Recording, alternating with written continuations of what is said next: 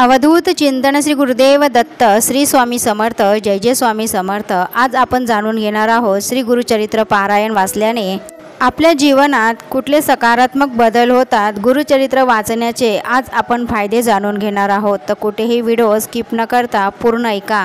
स्वामी भक्तांनो, आपल्या गुरूंचा स्वामी माऊलीचा आशीर्वाद सदैव तुमच्यावर परिवारावरती राहो यासाठी आशीर्वाद प्राप्त करण्यासाठी चॅनलला सबस्क्राईब करून व्हिडिओला लाईक करा आणि श्री स्वामी समर्थ किंवा दिगंबरा दिगंबरा श्रीपाद वल्लभ दिगंबरा टाईप करा। तुमच्या सर्व समस्या लगेच दूर होतील।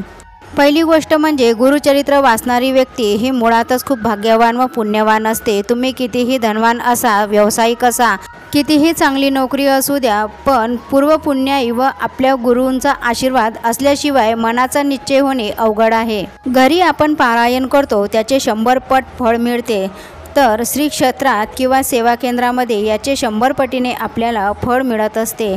दत्त महाराजांची ही पुण्यभूमी आहे, हे कधीच विसरू नये। तुमच्या मनामध्ये कुठलीही इच्छा असू द्या, मनापासून संकल्प करून श्री गुरुचरित्र वाचल्यास ती 100% इच्छा पूर्ण होतेच, असा शेकडो लोकांचा अनुभव आहे। ज्यांचे मनोबल पूर्ण कच्चे झाले आहे, मन स्थिर राहत नाही, एकाग्रता संपली आहे, आत्महत्येचे विचार मनामध्ये येतात, तेव्हा गुरुचरित्र वाचनाने पूर्णपणे बरे होतात। श्री गुरुचरित्र वाचल्याने अनेक समस्या दूर होतात। स्वतःचं घर घेण्याची इच्छा असेल ती इच्छा पूर्ण होते। आपल्या मनातील सर्व इच्छा गुरुचरित्र पारायण वाचल्याने पूर्ण होतात।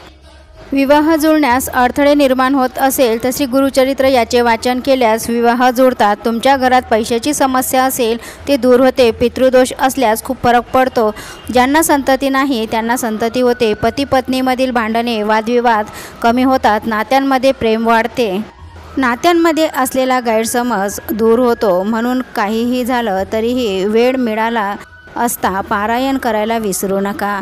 पारायण करण्याची संधी तुम्हाला मिळाली असता ती सोडू नका। असेच मोटिवेशन व्हिडिओ ऐकण्यासाठी, माहिती जाणून घेण्यासाठी आपल्या चॅनलला सबस्क्राईब, लाईक, शेअर नक्कीच करा। भेटूया नवीन माहितीसोबत। श्री स्वामी समर्थ जय जय स्वामी समर्थ। स्वामींच्या आशीर्वादाने तुमच्या सर्वांच्या सर्व चांगल्या इच्छा स्वामी महाराज नक्कीच पूर्ण करतील, अशी मी स्वामीचरणी प्रार्थना करते आणि आजचा व्हिडिओ इथंच थांबवते।